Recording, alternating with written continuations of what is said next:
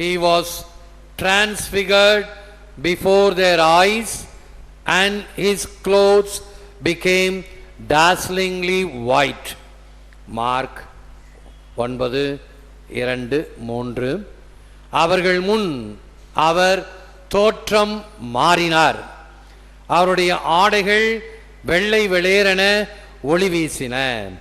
Mark 9:2-3. அன்பானவர்களே,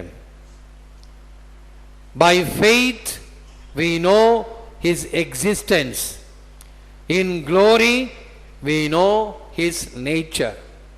Blaise Pascal, விசுவாசத்தால் அவரது இருப்பையும் மகிமையால் அவரது இயல்பையும் அறிகிறோம்.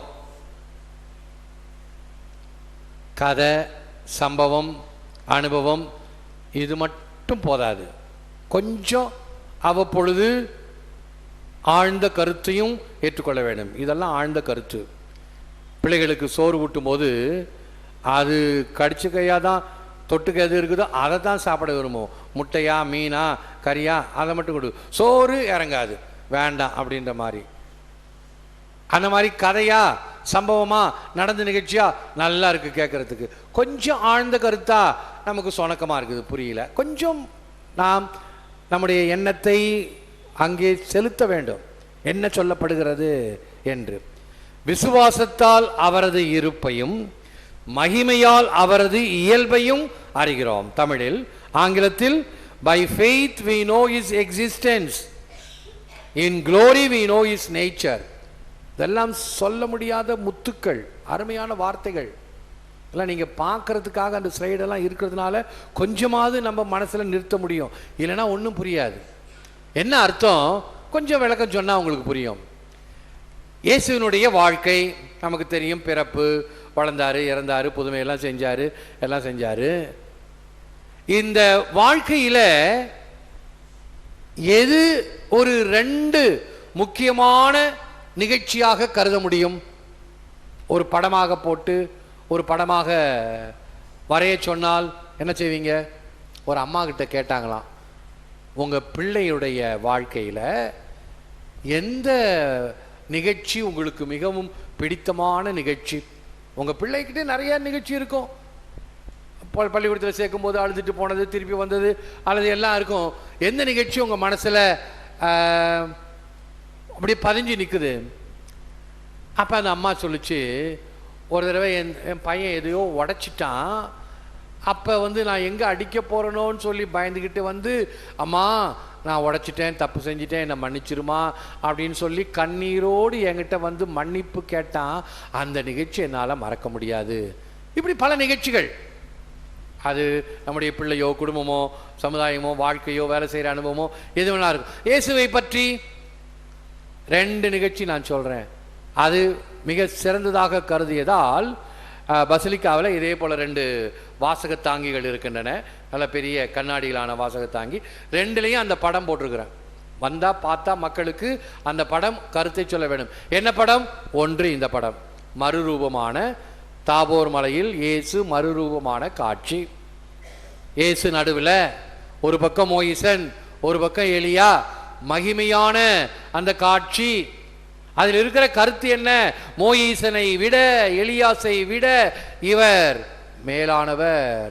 முற்காலம் முக்காலத்தோடு கை குலுக்க தற்காலம் கனவோ நனவோ என்று தன்னை கிள்ளி பார்த்து கொண்டது இயேசு காவியம். எல்லாம் அருமையான முக்காலம் முக்காலத்தோடு. முக்காலம்னா 3 காலம், பாஸ்ட், பிரசன்ட் அண்ட் ஃபியூச்சர். 3 காலமும் இருக்கின்றவர் இறைவன். நேற்று, இன்று, நாளை மாறாதவர். முக்காலத்தோடு, பாஸ்ட் டென்ஸ், முன்னால் வாழ்ந்தவர்கள் மோயிசன், எலியாஸ், அவர்களோடு சேர்ந்து கை கொடுக்க தற்காலம். இந்த 3 பேரும் அப்படியே திகைச்சு போய் நிற்கிறாங்க. இது என்ன கனவா நனவா? பதமான காட்சி, இதமான காட்சி. கவியரசு கண்ணதாசனுடைய இயேசு காவியம். ஆண்டவரே, நாம் இங்கே இருப்பது நல்லது, எவ்வளவு நல்லா இருக்குது, கீழே போக வேணாம், வேதனை, சோதனை, பிரச்சனை எல்லாம் இருக்குது, இங்கே இருப்போம். அல்ல, அதுவல்ல வாழ்க்கை. பரவசம் மட்டும் வாழ்க்கை அல்ல. நீ போய் மக்களோடு சேர்ந்து வாழணும், கஷ்டத்தில் நீ நின்று வாழணும், அதான் வாழ்க்கை. ஆகவே இந்த காட்சியை பார்த்து நீ எப்படிப்பட்ட ஆண்டவரை உன் அருகிலே வைத்திருக்கிறாய். by his presence, by his existence, நம்மோடு இருக்கிறார், நம்மோடு தன்னுடைய பிரசன்னத்தை கொடுத்து கொண்டிருக்கிறார் அந்த வல்லமையான கடவுள். ஆகவேதான் அந்த மறுரூப காட்சி படம். இன்னொரு படம் என்ன? இயேசு ஜெபக்கூடத்துக்கு போவார். அங்கே இருக்கக்கூடிய வாசக ஒரு சுருளை அந்த காலத்திலலாம் தோளில் எழுதி சுற்றி வைப்பாங்க. இந்த மாதிரி புத்தகம்லாம் கிடையாது, அது சுற்றி வைப்பாங்க. அதை பிரித்து படிப்பார். ஏசையாவுடைய இதை படிக்கிறார். மெஸ்ஸியா வந்தால் என்ன நடக்கும்? குருடன் பார்ப்பான், செவிடன் நடப்பான், ஊமையன் பேசுவான், முடவன் சொல்லி விளையாடுவான், ஏழையர்களுக்கு நற்செய்தி அளிக்கப்படுகிறது, தொழுநோயாளர்களுக்கு சுகம் கிடைக்கிறது, இறந்தவர்கள் உயிர்ப்பிப்பார்கள், ஆண்டவர் அருள் தரும் ஆண்டை அறிவிப்பார். இதெல்லாம் மெஸ்ஸியா வந்தால் செய்வார். படித்தார் ஏசையா நூலிலிருந்து. விளக்கம் சொல்கிறார், பிரசங்கம் வைக்கிறார். நிறைய பிரசங்கம் இல்லை, பவர் பாயிண்ட் ப்ரெசன்டேஷன்லாம் கிடையாது. இயேசு காலத்தில் அதெல்லாம் கிடையாது, கம்ப்யூட்டர்லாம் கிடையாது. அவன் என்ன சொல்றார்? நீங்கள் கேட்ட இந்த மறைநூல் வாக்கு இன்று என்னிலே நிறைவேறுகிறது. அதான் அவர் செய்த பிரசங்கம். அவரை பார்த்து ஆசையோடு பார்த்த கண்கள் அப்படியே அவரை பார்த்து கொண்டு அவருடைய உள்ளமெல்லாம் உருகிற்று. என்ன வார்த்தைகள், என்ன அருமையா பேசுறார் அவர் சொல்றதெல்லாம். இது நல்ல உள்ளம். கள்ள உள்ளம் எப்படி தெரியுமா? பெருசா வந்துட்டார் இவரு, இவரை பத்தி நமக்கு தெரியாதா? தச்சமாவன் தானே இவன், மரியாமாவன் தானே இவன், இவன் என்னோ போய் பீடத்து மேலே ஏறி நின்றுக்கிட்டு என்னோ பேத்துறான், அன்னைக்கு நிறைவேறிச்சான். பேசல நம்ம எவ்வளோ கேட்குறோம், குருக்களை பற்றி, கண்ணீரை பற்றி, மற்றவங்களை பற்றி, எல்லாரையும் பற்றி. ஆனால் தன்னை பற்றி மட்டும் கிடையாது. அப்படி பேசியிருப்பாங்க நிச்சயமா. இயேசுவை பற்றி இடரல் பட்டார்கள். ஆகவேதான் உன்னதரின் சொல் கேட்பவர் உன்னதத்தை உணர்வர். அதை மறுபடி அப்படியே அனுபவ மாதிரி சொல்லிக்கிட்டே இருப்பேன், மண்டையில் வச்சுக்கோங்க. உன்னதரின் சொல் கேட்பவர் உன்னதத்தை உணர்வர். ஆகவே இந்த Jesus game in history, Jesus comes in mystery, Jesus will come again in glory. 3 அருமையான வார்த்தைகள். என்ன அர்த்தம்? இயேசு சரித்திரத்தில் வந்தார், அருட்சாதனத்தில் வருகிறார் அல்லது வந்து கொண்டிருக்கிறார், மகிமையில் வருவார். நிச்சயமாக கிறிஸ்து மரித்தார், கிறிஸ்து உயிர்த்தார், கிறிஸ்து மீண்டும் வருவார். அதை பாடுறோம் இல்லையா? விசுவாசத்தின் மறைபொருள், மீண்டும் வருவார். எனக்கு வாட்ஸ்அப்பில் ஒரு படம், Christ will come again, he will come again அப்படின்னு சொல்லி ஒரு வீடியோ படம். முன்பெல்லாம் நிறைய படம் வரும், அது நிறைய சேர்ந்து போகுது அப்படின்னு சொல்லி எல்லாத்தையும் டெலீட் பண்ணிவிடுவேன்.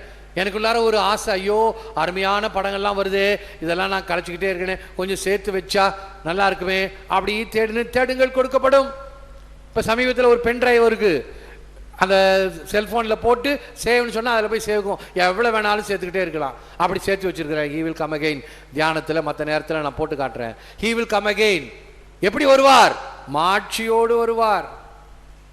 மாட்சியோடு வந்து பீடத்தில் உட்காருவார், சிம்மாசனத்தில் உட்காருவார். அவர் முன்னால் நீதி தீர்ப்பு நடைபெறும். யாருக்கெல்லாம் நல்லது செய்தார்களோ மோட்சத்துக்கு போவாங்க, வெள்ளை ஆடை உடுத்தப்படும். அருமையான காட்சிகள். யாரெல்லாம் தீமை செய்தாங்களோ அதில் பாலாத்துக்கு நெருப்புக்கு போவாங்க. பயங்கரமா இருக்குது. அடாடா, இதெல்லாம் நம்ம மக்களுக்கு காட்டலாமே, பிள்ளைங்களுக்கு காட்டலாமே, சேர்த்து வச்சிருக்கிறேன். He will come again. மறுபடியும் மாட்சியோடு வருவார். அவர் அருட்சாதனத்தில் வந்து கொண்டிருக்கிறார். இதோ இந்த பீடத்திலே இது என் உடல் என்னும் பொழுது அவருடைய பிரசன்னத்தை உணர்கிறோம். எங்கே 2 அல்லது 3 பேர் ஜெபிக்கிறீர்களோ அங்கே நான் இருக்கிறேன். இங்கே அவருடைய பிரசன்னம் இருக்கிறது, அருட்சாதனங்கள் இருக்கிறது. ஞானஸ்தானத்திலிருந்து இறுதி வரைக்கும் அருட்சாதனங்களில் வந்து கொண்டு இருக்கிறார். சரித்திரத்தில் வந்தார். கிரகஸ்பதி என்ன கேட்பாங்க தெரியுமா?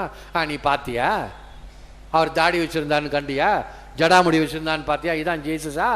யாரோ வரைஞ்சாங்களா, அதை நீ நம்பிக்கிட்டு இருக்கிறியா? ஆமா இல்லை அப்படித்தானோ அப்படின்னு நமக்கு சந்தேகம் வந்துடும். அவன் போட்டை பார்த்தா, எங்கள் பையன் ஒருத்தன் சின்ன பையன் நெல்லித்தோப்பில் இருக்கும்போது அவனுக்கு ஒரு ஸ்பெஷல் ட்ரைனிங் எல்லாம் கொடுத்தேன். அவனுக்கு நல்ல இன்ட்ரெஸ்ட்டு. அப்போவே அவன் பூசை வைப்பான். துவக்கத்துலேருந்து ஆரம்பித்தானா கடைசி வரைக்கும் பூசை வைப்பான். ஒரு ஸ்டேஜ் போட்டு அவனை பூசை வைடான்னு சொன்னேன். அவன் பூசை வச்சான். எல்லாம் துவக்கத்துலேருந்து இது என் உடல் அப்படியெல்லாம் வச்சான். மற்றவங்கெல்லாம் பாராட்டினாங்க. இந்த முட்டுக்கட்ட முடிய பண்ணுங்க, இந்த பாடுற அந்த ஃபாதரு பூசையை போய் இப்படி வந்து விளையாட்டாக செய்கிறாரு, ஐயா பச்சை புள்ள அழகா செய்து அதை பார்த்து பாராட்டாம இதெல்லாம் பரிசெய்தனம், முட்டாள்தனம். இன்னைக்கு அந்த பையன் ஒரு மணிமணியான பையன், எப்படி தெரியுமா? அவன் ரஷ்யாவுக்கு போய் டாக்டர் பட்டம் முடிச்சுட்டு அங்கே இந்த நான் சொல்லிக் கொடுத்த பாட்டெல்லாம் ரஷ்ய பிள்ளைகளுக்கு, இளைஞர்களுக்கு, அவனோடு படித்த பிள்ளைங்களுக்கெல்லாம் இந்த தமிழ் பாட்டு நான் கற்றுத்தரேன். அன்னைக்கு சில்ட்ரன்ஸ் மாஸில் அவனை வாசிக்க வச்சேன். சில்ட்ரன்ஸ் மாஸ் நீ தாண்டா வாசிக்கணும், உனக்கு தெரிஞ்ச பாட்டெல்லாம் வாசிடா. வாசித்தான். அந்த ஆர்வம் வளர்ந்து ரஷ்யாவில் போய் தமிழ் பாட்டை கற்றுக் கொடுத்து, அப்போ அதெல்லாம் அவனு நல்லா தன்னையே வளர்த்து கொண்டான். எப்படி கற்றுக்கிட்ட? ஏதாவது ஸ்கூலுக்கு போனியா? கர்நாடிக் மியூசிக் படிச்சியா? இல்லை. இப்போ எப்படி தெரியும்? எங்கள் பங்கு தந்தை கற்றுக் கொடுத்தார். அவர் என்ன கற்றுக் கொடுத்தார்? சாதாரண வழிபாட்டு பாட்டை கற்றுக் கொடுப்பாரு.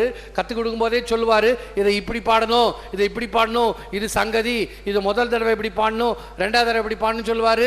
யாரும் கவனிக்க மாட்டோம், சும்மா அப்படி உட்காந்துருப்போம். முடிஞ்ச பிறகு சாக்லேட் கொடுப்பார், அதுக்காக காத்திருப்போம், சாக்லேட் வாங்கிட்டு போயிடுவோம்.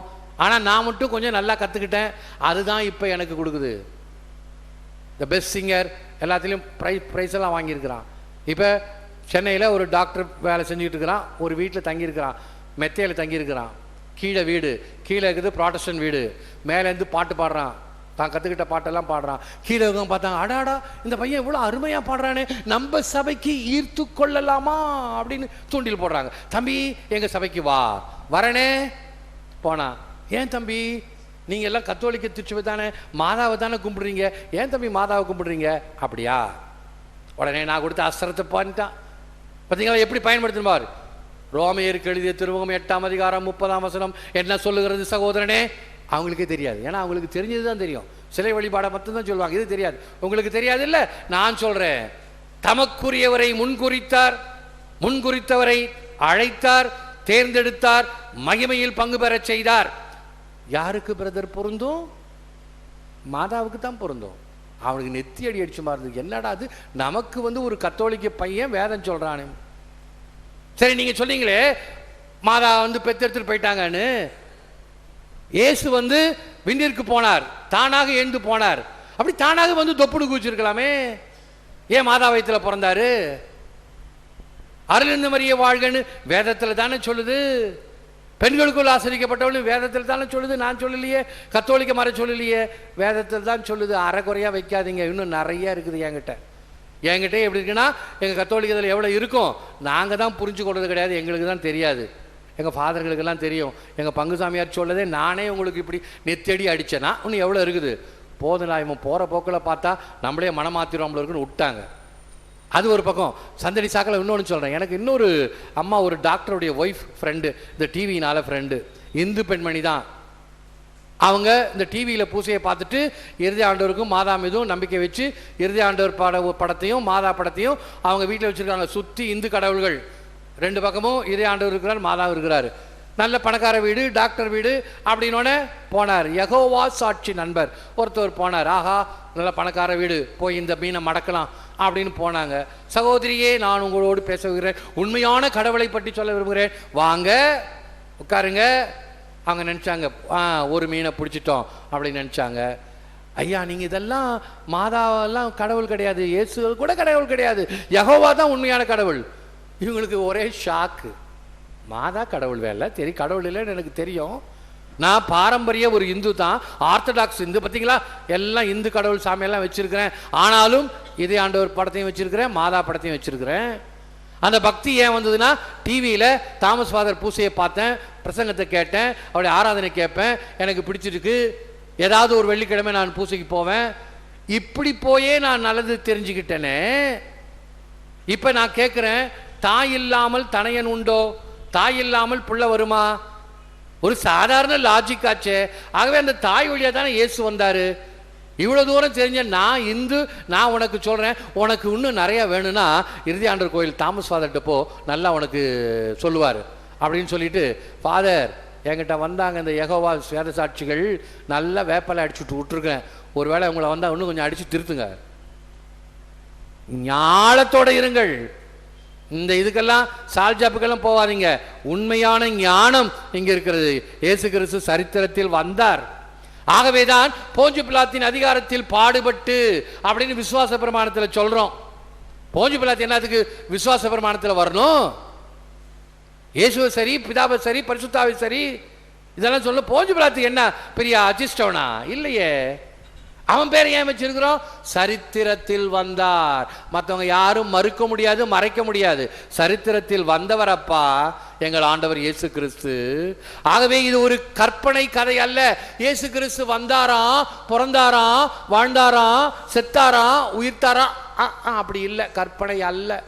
வந்தார், வாழ்ந்தார், வாழ்ந்து காட்டினார் அப்படின்னு ஆணித்தரமா சொன்னோம். சரித்திரத்தில் வந்தவர். ஆகாயம் தன்னை கண்ணாடியில் பார்த்து கொண்டது, வார்த்தை தன்னையே உச்சரித்து கொண்டது, தவத்தின் சுயம் தன்வயமானது, மறுகணம் இயேசுவின் உருவம் ஒளிமயமானது. சொல்லானவரின் சொல் கேட்பவர் உன்னதத்தை உணர்வர். யார் சொல்? வார்த்தையானவர் நம் ஆண்டவர் இயேசு கிறிஸ்து. இறை வார்த்தை, இறை தந்தையினுடைய வார்த்தை மனு உருவானவர், சொல்லானவர். அவருடைய சொல்லை கேளுங்கள். பரமதந்தை சொல்கிறார் அல்லவா, இவரே என் அன்பு மகன், இவரிடம் நான் பூரிப்படைகிறேன், இவருக்கு செவி சாயுங்கள். இவரே என் அன்பு மகன்னா, அன்பு இல்லாத மகன் ஒருத்தர் இருந்தானா? இருந்தான். நம்பாடு ஆதாம் அருமையா படைச்சாரு. படைத்தான், படைப்பெல்லாம் மனுவுக்காக, மனுவை படைத்தான் தன்னை வணங்க, எல்லாத்தையும் உனக்கு கொடுக்குறேன் அப்படின்னு சொல்லி இதை மட்டும் செய்யாதன்னு சொன்னா தான் செய்வோம். நம்ம புத்தியே அப்படித்தான், ஆதாம்லேருந்து இன்னைக்கு வரைக்கும். சொல்லானவரின் சொல் கேட்பவர். நான் ஒரு உதாரணம் சொல்வேன், அது மறுபடியும் அது நல்லா போய் பதியிட்டும், மறுபடியும் மறுவொழி வர்றது இருந்தால் கூட பரவாயில்ல, திருப்பி சொன்னால் கூட பரவாயில்ல. டிரான்ஸ்பிகரேஷன் மறுபடியும் வருது இல்லையா? ஒவ்வொரு தவ காலத்திலையும் 2வது வாரம் இந்த நற்செய்தி தான் வருது. ஆகவே மறுபடியும் கேளுங்க. நான் ஐடிஐயில் இருக்கும் பொழுது வெல்டிங் பிள்ளைங்களுக்கு சொல்லிக் கொடுக்கணும். காலையில் தியரி, சாயங்காலம் ப்ராக்டிக்கல். தியரி சமயத்தில் பிள்ளைங்களுக்கு சொல்லிக் கொடுப்பேன். அப்பா வெல்டிங்னா என்ன தெரியுமா?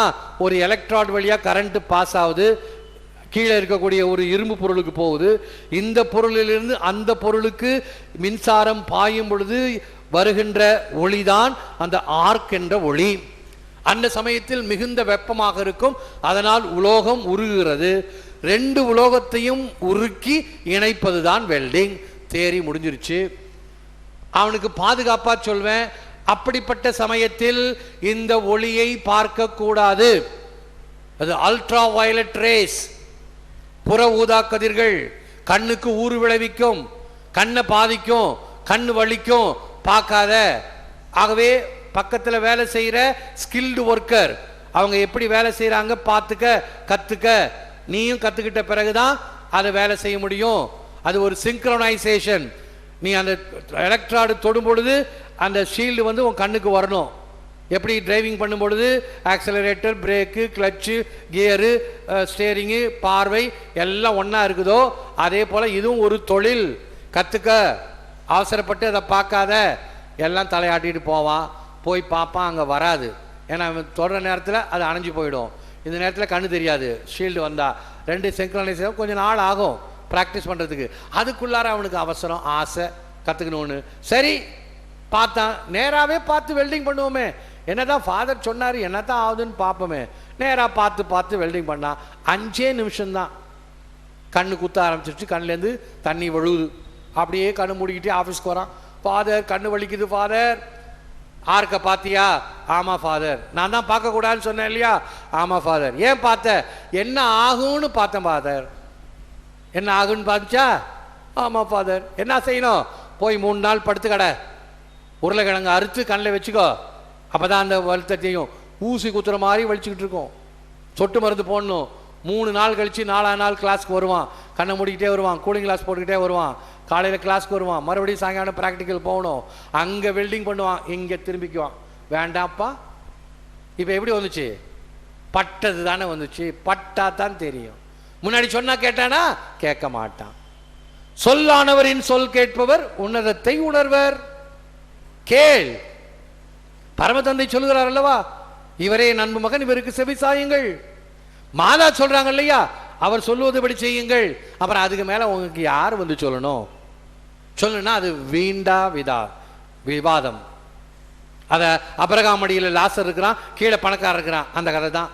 பணக்காரன் சொல்லுவான், ஐயோ அபிரகாமே தயவுசெய்து யாராவது இங்கேருந்து அனுப்புங்களேன், நான் தான் இப்படி வந்துட்டேன், என் சகோதரன்லாம் இருக்கிறாங்க, இன்னும் அவங்களாவது நல்ல கதைக்கு போட்டுமே, ஏன் அவங்களுக்கு தீர்க்கதரிசிகள் இல்லையா?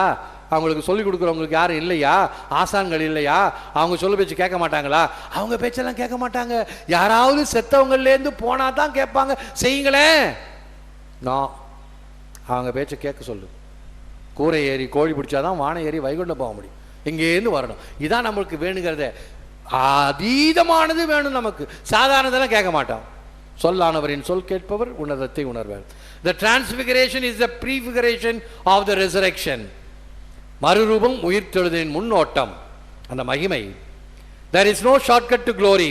He announced the doctrine of the cross. There is no way to be a disciple of Jesus without the cross. மகிமை அடைய குறுக்கு வழி இல்லை.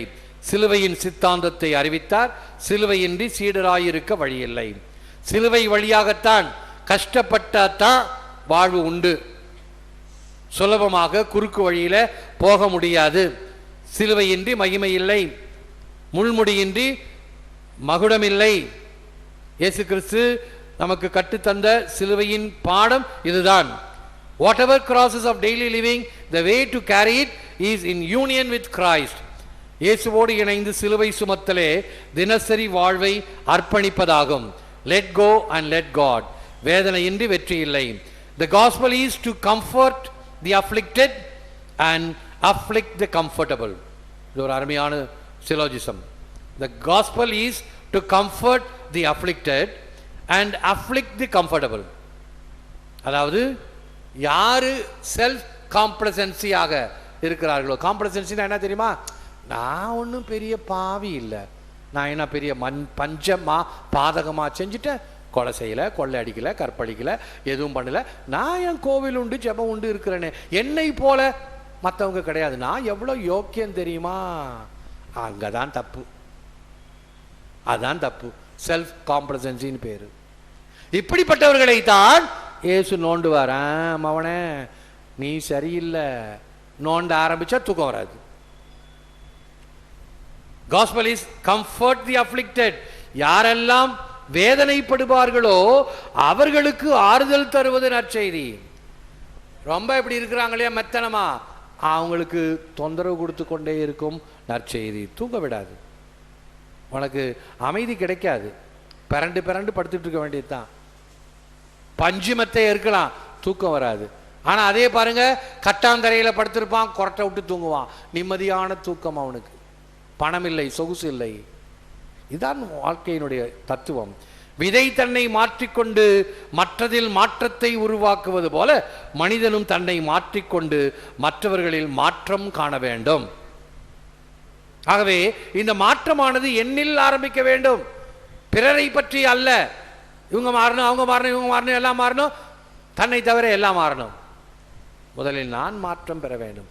உற்றாரை யான் வேண்டேன், ஊர் யான் வேண்டேன், பேர் யான் வேண்டேன், கற்றாரை யான் வேண்டேன், கற்பனவும் இனியவையும் உன் குறை கலர்க்கே, கற்றாவின் மனம் போல கசிந்துருக வேண்டுவனே. கசிந்துருகி வேண்டும், உள்ளம் உருக வேண்டும். என்னுடைய ஜெபத்தினால் நான் உருகி ஜெபிக்க வேண்டும். அந்த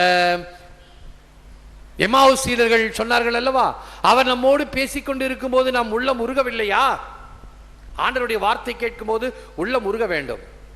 அப்பொழுதுதான் அந்த மனத்திலே மாற்றம் ஏற்படும். இந்த வெள்ளிக்கிழமை எல்லாம் சிலுவைப்பாதை முடிச்சுட்டு நம்ம வரும்பொழுது அந்த கெட்டு போனோம் பாவியானோம் அந்த பாட்டு பாடுறோம் இல்லையா, அதில் ஆங்கிலத்திலும் தமிழ்லையும் பாடுவாங்க.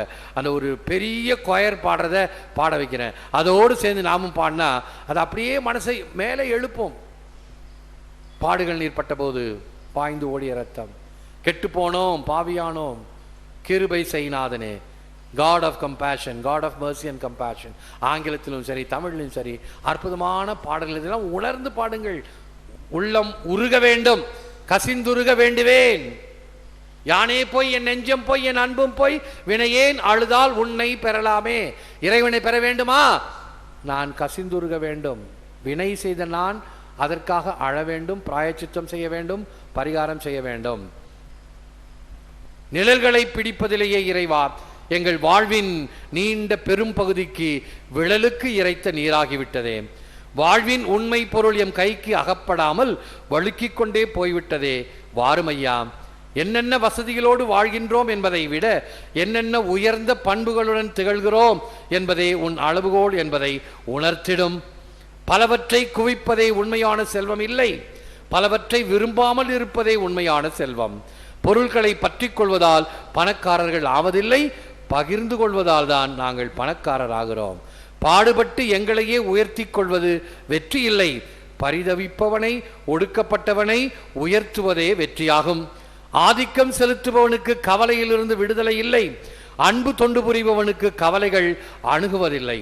வலிமையும் ஆணவமும் மிகுந்து கலந்திருப்பதை விட எளிமையும் பணிவும் இணைந்திருப்பதே இனியது. மதிப்புடன் உழைப்பதும் வாழ்வதும் மேலானவை, உம்மை பிடிப்பதும் ஜெபிப்பதும் மிக மிக மேலானவை. கரைபட்ட வாழ்வை நெடுநாள் வாழ்வதை காட்டிலும் முறையான வாழ்வை, நிறைவான வாழ்வை, பணி வாழ்வை ஒரு நாள் வாழ்ந்தாலே போதும். இந்த உண்மைகளை இறைவா இன்றே எமக்கு கற்று தந்திடுக. நீதியை போற்றி வாழவும், நிறைந்த அன்புடன் வாழவும், நிலைத்த எளிமையுடன் உம் கையை பிடித்து நடக்கவும் நீதாமே எமக்கு ஞானமும் அருளும் நல்கிடும். ஜெபம். Lord, open our hearts to the voice of your word. Free us from the original sin and the shadows of our vision.